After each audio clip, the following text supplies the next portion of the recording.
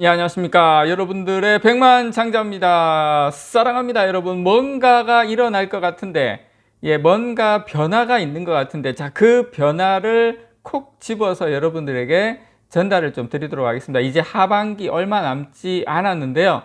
자, 오늘은 여러분, 자, 파이낸셜 뉴스에서 나온 올해 하반기, 코스피 3000 간다. 요 주제로 여러분들에게 전달을 좀 드리도록 하겠습니다.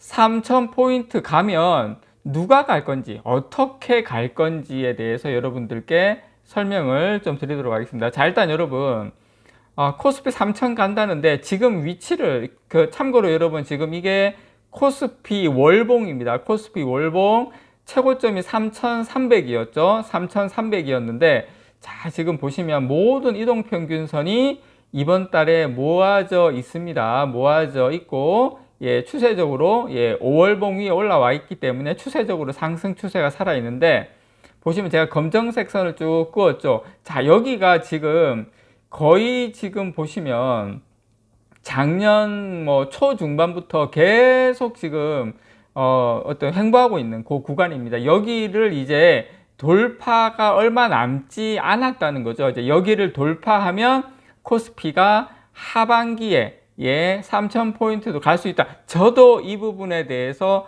동의하는 바입니다. 자, 그러면 우리가 여기에서 그럼 뭐가 갈 거냐? 뭘로 3000을 갈 거냐? 그게 우리가 가장 관심을 가져야 될 포인트 아니겠습니까, 여러분? 자, 이거 보시면 요거 이제 이데일리 자료인데요. 자, 5월 달에 5월 달에 외국인 순매수 상위 5개 종목입니다. 순매수 상위 5개 종목. 그래서 저는 우리가 여기에서 힌트를 찾아야 된다. 그렇게 저는 말씀을 좀 드리고 싶고요. 그리고 연초부터 상승장을 이끌던 이 2차 전지주의 기세가 지금 완연히 꺾이면서 차기 주도주에 대한 관심이 상당히 높아지고 있습니다. 다들 이제 뭐가 가지, 뭐가 이제 주도주가 되지, 다 이제 관심을 가지고 있는데, 요게 아마 제 개인적인 생각에는 다들 플랫폼 기업, 네이버, 카카오는 조금 더 상태가 안 좋은데 설마 갈까라고 생각하실 수 있는데,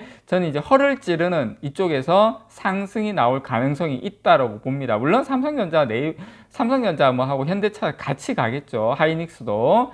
지금 미국 부채 한도 협상이라든지 뭐 탈중국 가속화 이런 대외 변수가 아직까지는 좀 지수 상단을 제한하는 흐름이 지속이 되고 있지만, 그런데 여러분, 주가는 항상 지금 과거에도 그랬지만 걱정의 사다리를 타고 올라갔다라는 거 여러분께 다시 한번 제가 말씀을 드리고 싶습니다. 그래서 우리가 이제 힌트를 찾아야 될 건 외국인 투자자들이 최근에 집중적으로 사모으고 있는 이 반도체 그리고 자동차가 유력한 주도주 후보로 떠오르고 있다고 생각이 들고요. 증권가에서는 중국 경기 회복 수혜가 예상되는 반도체, 자동차, 화학조선 이런 게 다 지금 연관이 되겠죠. 이런 쪽에 관심을 늘려야 한다, 이런 이야기가 증권가 리포트나 보면 계속 나오고 있습니다. 지금 미국 경기 침체는 다들 아시는 것처럼 이미 기정사실화된 상황에서 우리가 의지해야 될 곳은 어디냐면, 향후에 국내 금융시장은 증시 방향성에 미치는 영향력이 더 큰 중국이 더 우리에게 중국을 좀 봐야 된다라고 생각을 들고요. 자, 이번 주에 중국 경기 회복 방향성이 확인될 경우에 조정시 저는 비중 확대 전략이 필요하다, 이렇게 보고 있습니다. 삼성전자 여러분, 지금 아마 상당히 좀 지루해 하실 구간이라는 거 제가 너무나도 잘 알고 있지만, 지금 뭔가 공기가 분명히 바뀌고 있는 건 맞다라고 여러분께 다시 한번 말씀을 좀 드리고 싶고요. 저는 이 반도체와 자동차는 외국인이 5월 들어서 집중적으로 사 모으고 있는 지금 업종이고, 특히 네이버도 지금 많이 사고 있어요. 삼성전자 같은 경우에 지금 2,200억 정도, 현대차는 1,700억 정도, 기아도 한 1,200억 순매수하고 있는데, 그 중에 네이버를 2,200 시가총액 대비로 치면 상당히 네이버도 많이 사고 있다. 2위에서 4위를 지금 반도체와 자동차가 휩쓸고 있다. 무슨 말이냐? 외국인은 이제 지수 상승에 베팅을 하고 있다. 이걸 분명하게 말씀을 좀 드리고 싶고요.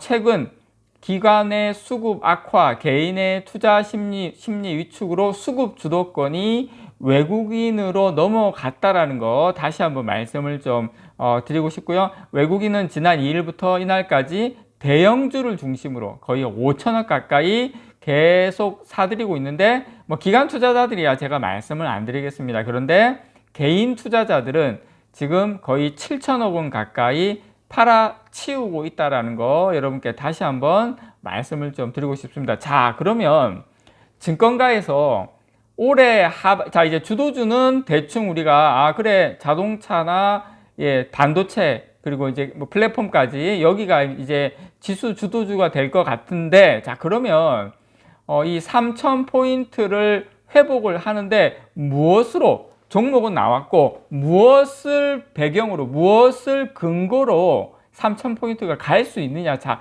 이 부분인데요. 일단 첫 번째로 미국의 기준금리, 제가 생각할 때, 개인적으로 생각할 때 기준금리 인하는 빠르면 12월 달, 아니면 개인적으로 내년 한 1, 2월 달은 되어야지 금리 인하를 가능하다고 보는데, 근데 여러분 아셔야 될 게, 금리 인하라는 그 금리 동결이 보통 한 6개월에서 7개월 정도 항상 이제 이어지거든요. 그 기간 동안 오히려 상승을 많이 합니다. 막상 금리 인하를 딱 단행하면 그때부터는 또 조정이 일어날 수 있어요. 그래서 금리 인하 전까지 하반기에는 상승 랠리를 할 수 있다. 뭐 때문에?